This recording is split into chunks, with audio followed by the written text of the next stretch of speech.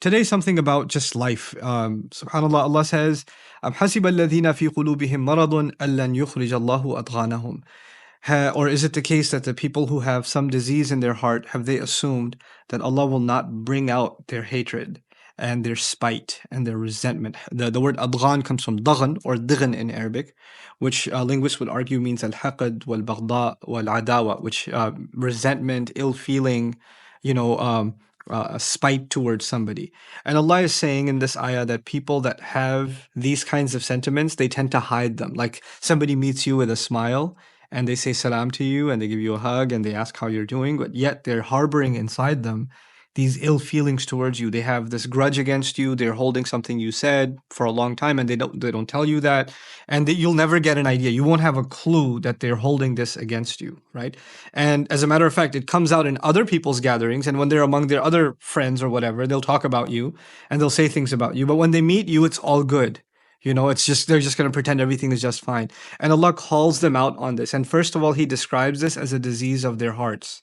It's a spiritual disease. It's not just, you would think the disease of the heart is when somebody doesn't remember Allah, or when someone is heedless, or they become greedy, or they become materialistic and they're not spiritual enough. And yet in this ayah, actually part of the meaning of people who have a disease in their heart is actually people who have resentment towards others in their heart.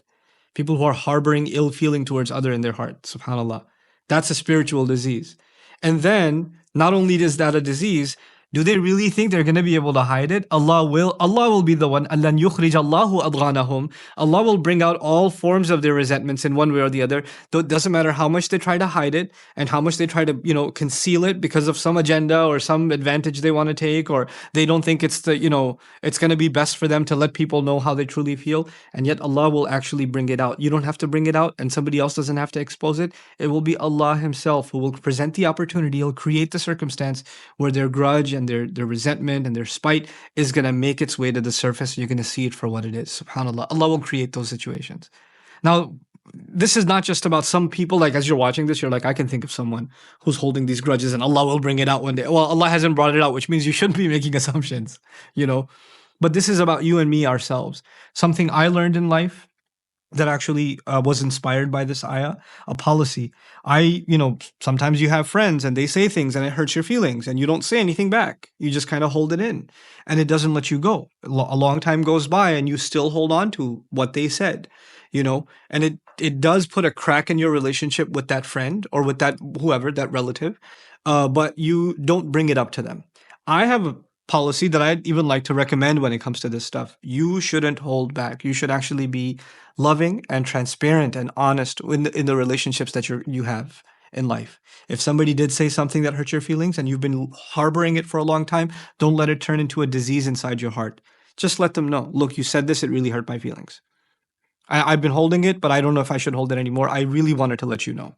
And I actually did that more recently. I did that with some friends and some associates, that they did say something or do something that hurt my feelings personally. And I held it for years. And then they eventually came back and said, you don't call me as often as you used to.